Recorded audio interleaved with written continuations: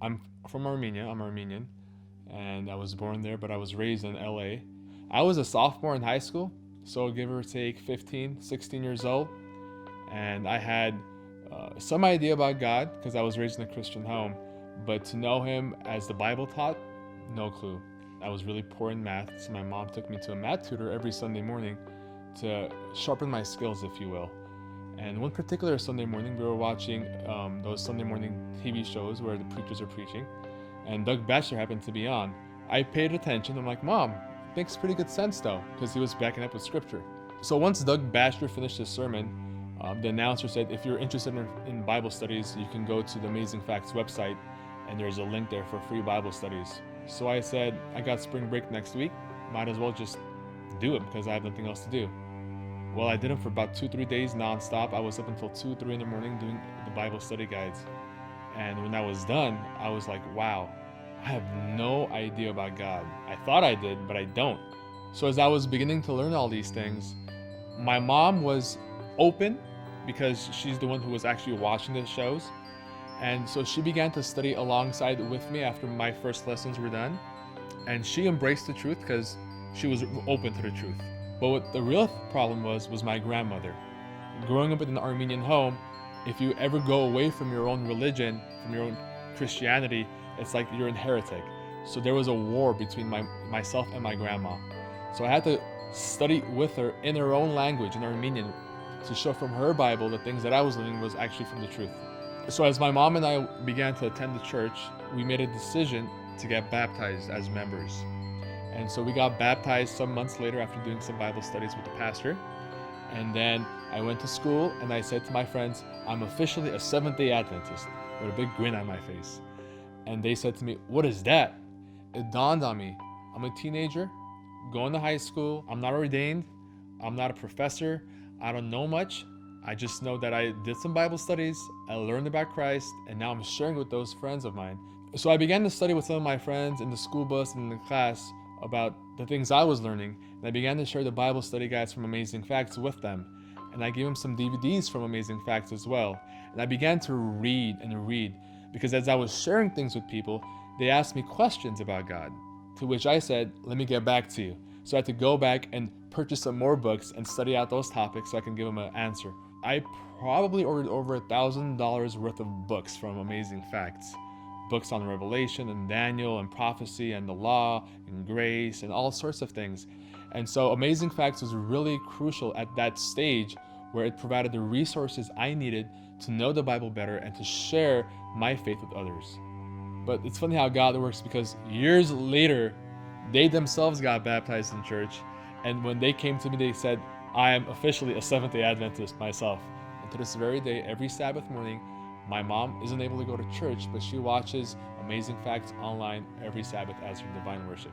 If it wasn't for Amazing Facts, I would have not known Christ. I would have not had that peace that He offers. And all these people who came to know Christ would have not had the opportunity. My name is Tarang Hofsepan. I want to thank you for changing my life. One day, my daughter and my son came to me. It was on a Sunday, and they told me that they were going to go by his friend's house. And my daughter asked her brother if she could go along with him just to get out of the house. And I says, I want you to know that I want you guys to be careful.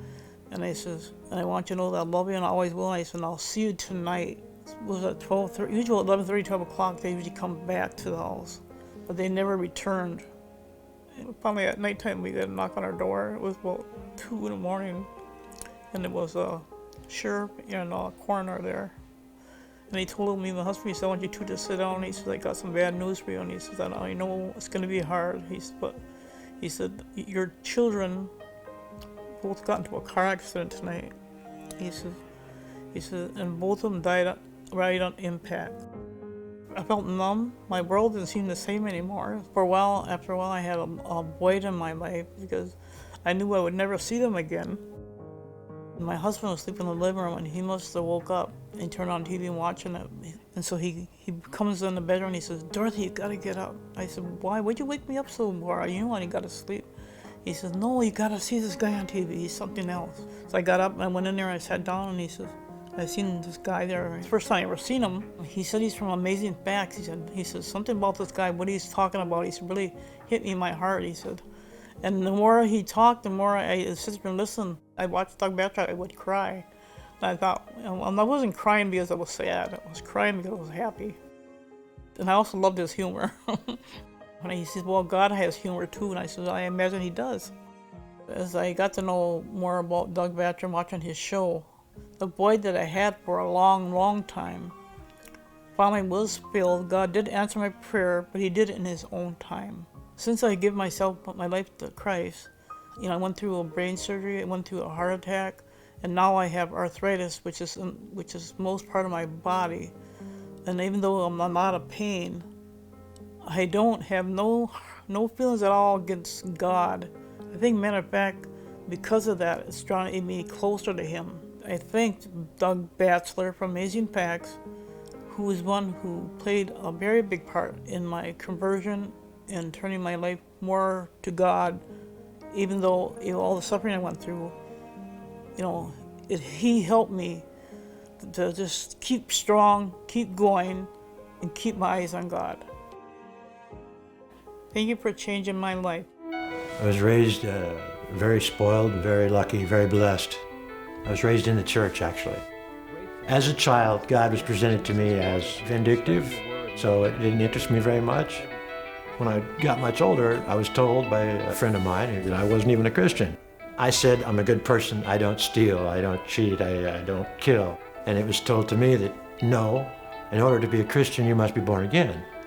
The next day I went and appropriated a Bible. I read the New Testament. I just set the Bible down and said, God, if you're real, deal me in. I went to Christian college to study theology and about God. But when I left college, I took a job selling Christian literature and Bibles door to door, and I went flat broke. I stopped in to play poker in a place in LA. I was an instant success. My life became poker, and I got books, and I read poker books. I had my Bible in one hand and a poker book in the other. I was a Christian poker player. I thought the Lord was blessing me. The amount of money that I made playing poker was so big, it would scare you. I was very self-indulgent. I did not deny myself anything that I thought would make me happy, but I was still empty. I went to all the Christian churches, gave them all a fair shot, some of them 3 months, some of them 2 years. Unimpressed. Saturday morning, I happened to be traveling from one poker place to another. I just happened to have a little TV in my truck, and Doug Batchelor came up on there, and I was like, this guy makes sense. I knew Doug Batchelor was in Sacramento, so I came to meet him. I told him, I said, I'm a Christian doing God's work, and I make a living playing poker. And I am giving away great controversies to players. I go to church and help the community, and don't tell me that I'm not doing what's right. And he said, no, you got to get out of that casino, period. I said, I'm making good money. And he says, I know that you know what I'm telling you is right. And I did. I recognized that through it all, I wasn't happy. I said, Lord, my life is a disaster. I'm selfish, I'm empty. I've tried to do what you wanted me to do so many times, and I've always failed. Why do I always fail? Why do I always lose my way? And the Lord spoke to me. He says, you gotta be involved. You gotta be involved in my work. And that's when I said, I need to dedicate my life fully to God's work. I, by the grace of God, and my wife, we went to India. Until the Lord tells me otherwise, we're going to build orphanages in India so that children can grow up and hear about Jesus, and they can go tell the 1.3 billion people in their country. God had a plan for me, and now I just want to be fully dedicated to the Lord's cause. I am Kip Johnston, and God used Amazing Facts to change my life.